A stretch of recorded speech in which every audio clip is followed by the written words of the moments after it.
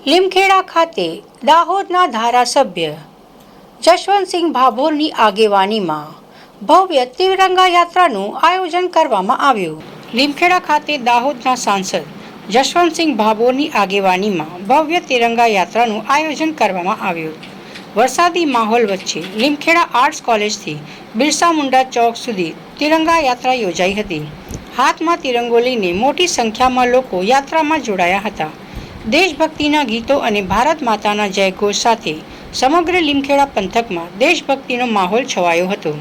શાળા કોલેજના વિદ્યાર્થીઓ, શિક્ષકો તેમજ મોટી સંખ્યામાં નગરજનો ઉત્સાહભેર તિરંગા યાત્રામાં જોડાયા હતા। યાત્રા દરમિયાન પોલીસ જવાનો, હોમગાર્ડ જવાનો તેમજ તાલુકા પંથકના વિવિધ અધિકારીઓ પણ ઉપસ્થિત રહ્યા હતા। પ્રાંત અધિકારી, મામલતદાર અને ટીડીઓ સહિતના વહીવટી અધિકારીઓ પણ તિરંગા યાત્રામાં ભાગ લીધો હતો। વરસાદ વચ્ચે પણ દેશભક્તિના રંગે રંગાયેલા લીમખેડાના નગરજનોમાં ભારે ઉત્સાહ જોવા મળ્યો હતો।